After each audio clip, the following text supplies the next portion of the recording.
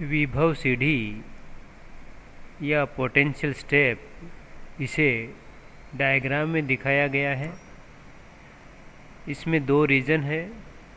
Reason जो first है वो minus infinite to x equal to 0 के लिए है, और जो रीजन सेकंड है वो x की वैल्यू 0 टू इन्फानाइट के लिए है।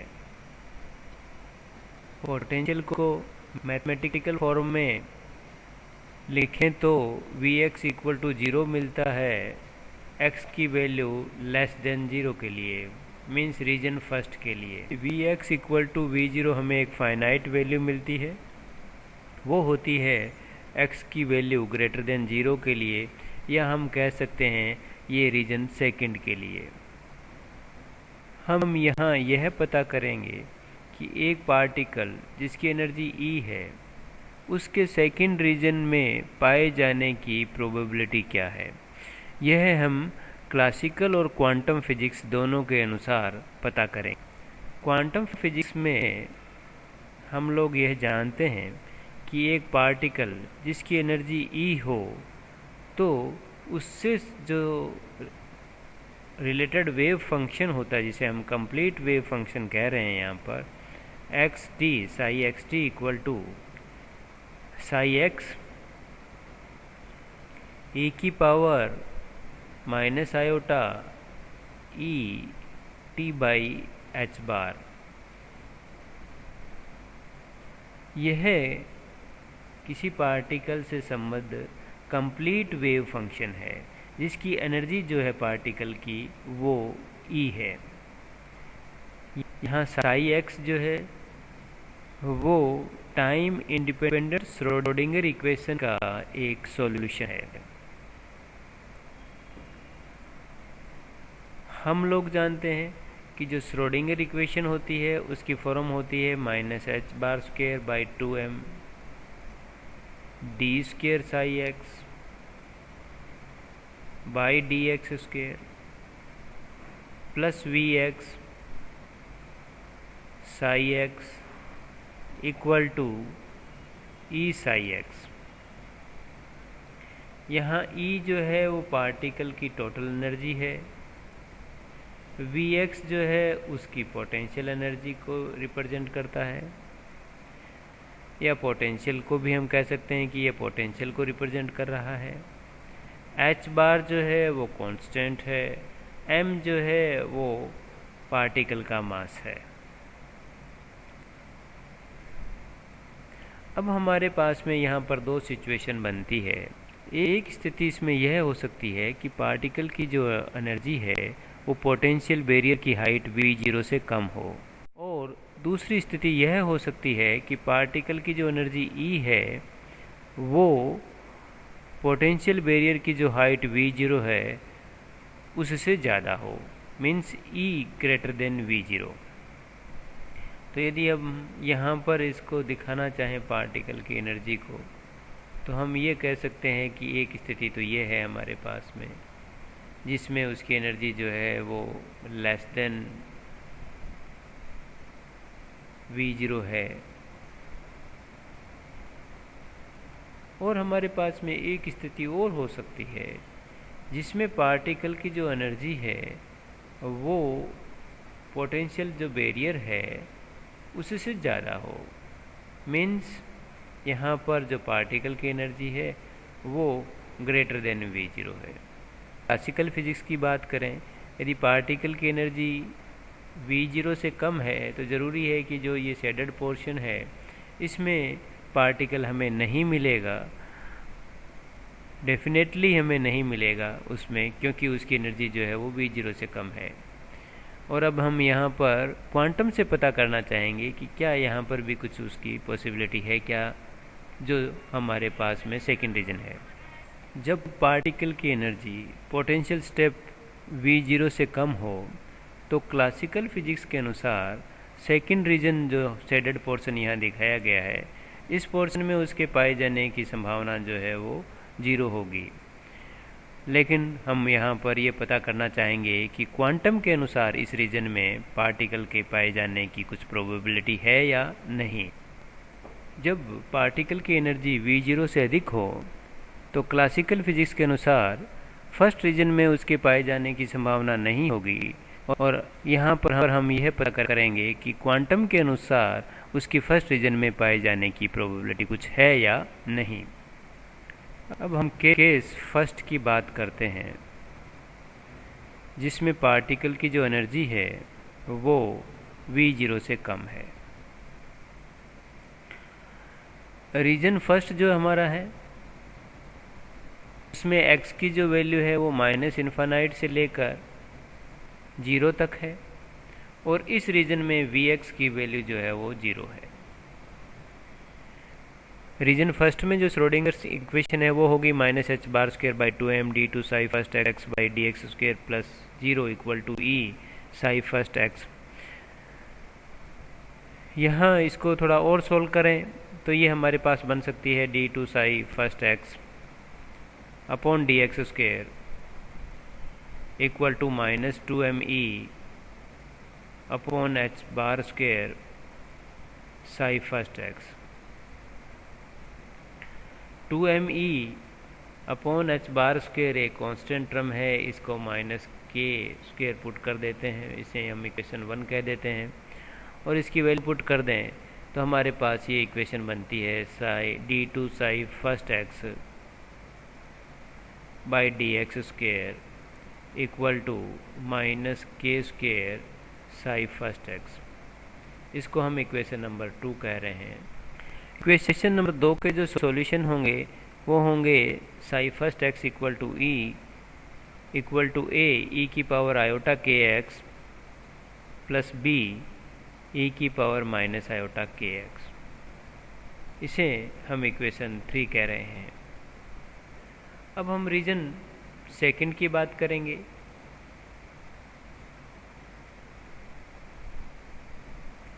रीजन सेकंड जो है वो x की वैल्यू 0 से लेकर इन्फानाइट के बीच में है, और यहाँ जो पोटेंशियल की वैल्यू है वो V0 के इक्वल है। पोटेंशियल हाइट जो है या पोटेंशियल बैरियर की जो हाइट है वो V0 के इक्वल है। रीजन सेकेंड जो श्रोडिंगर इक्वेशन होगी वो होगी -h⁻² d2 psi second x by dx² plus V0 psi second x equal to E psi second x। इसको सॉल्व करें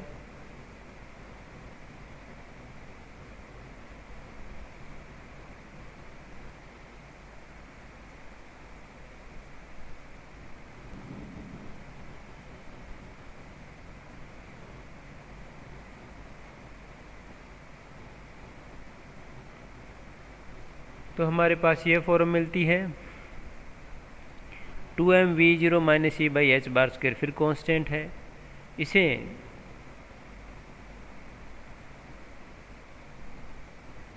α² पुट कर देते हैं तो हमारे पास जो इसका फॉर्म मिलेगी वो हो जाएगी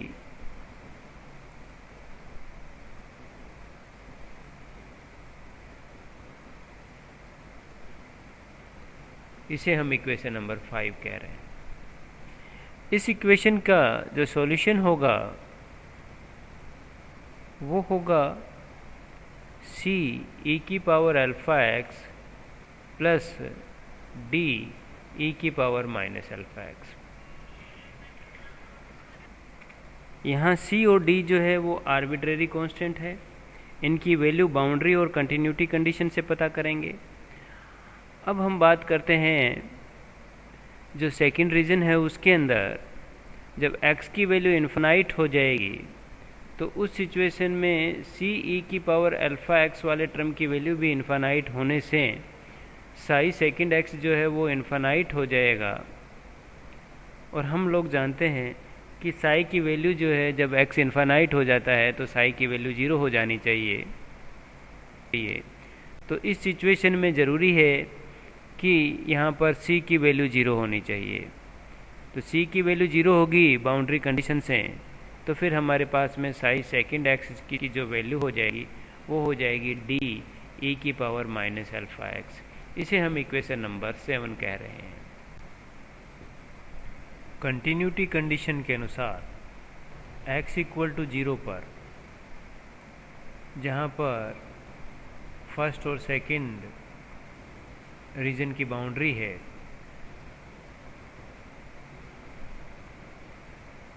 वहाँ पर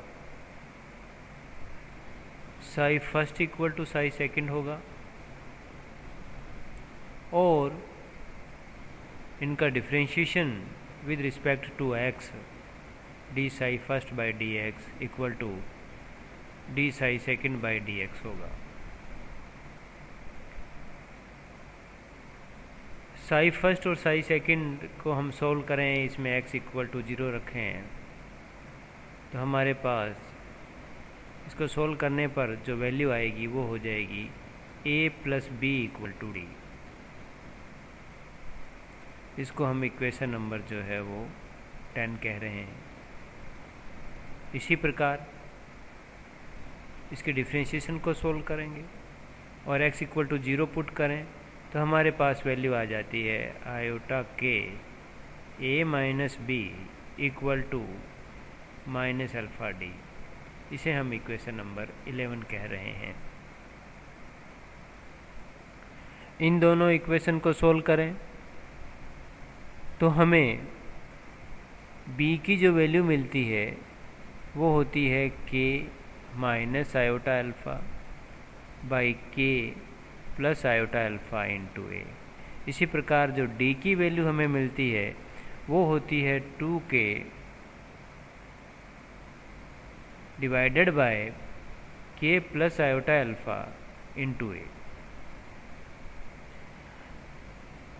b और d की वैल्यू हम इन दो इक्वेशन में पुट कर दें तो हमारे पास साई फर्स्ट की जो वैल्यू मिलती है वो होती है a e की power iota k x plus k minus iota alpha divided by k plus iota alpha into e की power minus iota k x. इसी प्रकार psi second x equal to जो मिलेगा उसकी वैल्यू होगी a 2k divided by k plus iota alpha into e की power minus alpha x. इन्हें हम इक्वेशन 12 और 13 कह रहे हैं।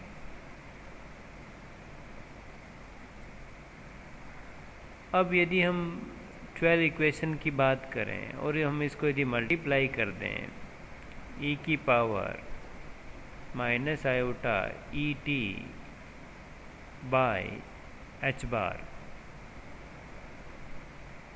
तो ये जो फर्स्ट टर्म है ये रिप्रेजेंट करेगी जो पार्टिकल इंसिडेंट है या पार्टिकल जो प्लस एक्स डायरेक्शन में मूव करके और बैरियर की तरफ आ रहा है उसको रिप्रेजेंट करेगी। उसी प्रकार या इसका जो दूसरा पार्ट है इक्वेशन 12 का, वो वाला भाग जो है पार्टिकल के वापस जाने को रिप्रेजेंट करेगा, मीन्स पार्टिकल के माइनस एक्स डायरेक्शन में मोशन को रिप्रेजेंट करेगा। इस प्रकार हम कह सकते हैं कि ये पार्टिकल के रिफ्लेक्शन को जो है वो रिप्रेजेंट करेगा। क्वेश्चन 12 में जो wave function sci fi first x है उससे रिलेटेड प्रोबेबिलिटी करंट डेंसिटी की वैल्यू पता करें तो उसकी वैल्यू मिलती है हमें v मैग्नीट्यूड a का स्क्वायर माइनस मैग्नीट्यूड b का स्क्वायर।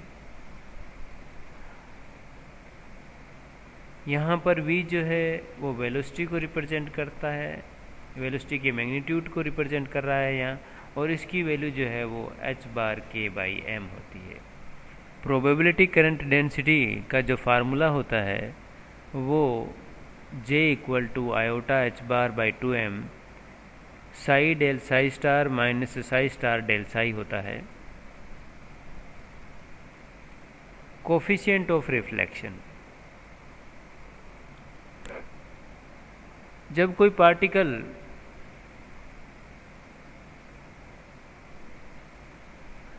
पोटेंशियल स्टेप पे आता है और परावर्तित होकर वापस जाता है तो उसके परावर्तन की, रिफ्लेक्शन की क्या प्रोबेबिलिटी होगी या क्या संभावना होगी या क्या वैल्यू होगी, ये हम यहाँ पता करना चाहते हैं। और जो परावर्तन गुणांक है कोफिशिएंट ऑफ रिफ्लेक्शन R, उसकी जो वैल्यू है वो होती है intensity of reflected probability current density J reflection divided by intensity of incident probability current density J incident. और इसमें अब जब J रिफ्लेक्शन और J इंसिडेंट की वैल्यू पुट करें, क्योंकि हमें जो वैल्यू साई फर्स्ट था वो हमें मालूम था, साई फर्स्ट की जो वैल्यू थी वो हमारे पास में ए की power iota k x plus B ए की power minus iota k x और b बाई ए की जो वैल्यू हमारे पास थी वो थी k minus iota alpha divided by k plus iota alpha. यहाँ v जो है वो पार्टिकल की वेलोसिटी या स्पीड को रिप्रेजेंट करता है, जिसकी वैल्यू होती है h bar k by m। तो यहाँ से r की जो अब हमें वैल्यू मिलेगी वो होगी v b का magnitude square divided by v a का मैग्नीट्यूड स्क्वायर। और b बाई a की वैल्यू यदि हम यहाँ से पुट कर दें तो हमारे पास में r की जो वैल्यू मिल जाएगी वो हो जाएगी k minus iota alpha divided by k plus iota alpha.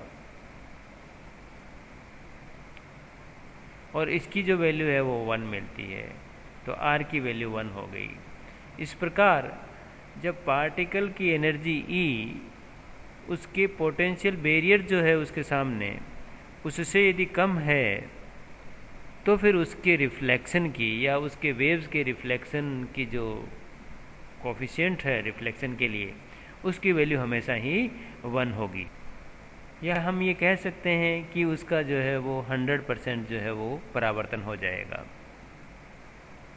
अब हम बात करते हैं कि जो हमारे पास सेकेंड रीजन है x ग्रेटर देन 0 के लिए, क्या उसमें भी पार्टिकल के कुछ पाए जाने की प्रोबेबिलिटी है या नहीं है। क्योंकि सेकेंड रीजन में हमारे पास जो वेव फंक्शन है साई सेकेंड, उसकी जो वैल्यू है वो है d e की पावर माइनस अल्फ़ा और यह 0 के इक्वल नहीं है। इसका मतलब सेकेंड रीजन में भी पार्टिकल के पाए जाने की कुछ संभावना है। तो सेकेंड रीजन में पार्टिकल के पाए जाने की क्या संभावना है उसको हम पता करना चाहते हैं। तो हमें पता है प्रोबेबिलिटी जो डेंसिटी है फार्मूला, उससे जो px की वैल्यू होगी सेकेंड रीजन में वो हो जाएगी d का मैग्नीट्यूड स्क्वायर e की पावर माइनस 2 अल्फ़ा एक्स। और ये p जो है वो डायरेक्टली प्रोपोर्शनल टू e की पावर माइनस 2 अल्फ़ा एक्स है। इसका मतलब ये एक्सपोनेंशियली जो है बहुत जल्दी से डिक्रीज हो रहा है। और इस प्रकार जो x ग्रेटर देन 0 या जो सेकेंड रीजन है वो क्लासिकल फिजिक्स के अनुसार जो है पार्टिकल उसमें नहीं हो सकता।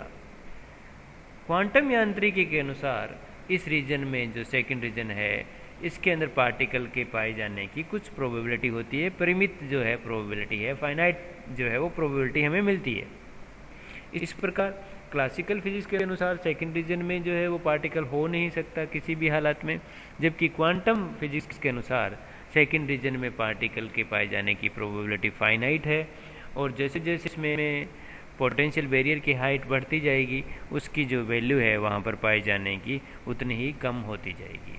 इस प्रकार यदि हम इसको ग्राफ के रूप में रिप्रेजेंट करें, तो हम ग्राफ के रूप में यदि इसको रिप्रेजेंट करें तो हमारे पास में जो पार्टिकल है उसके लिए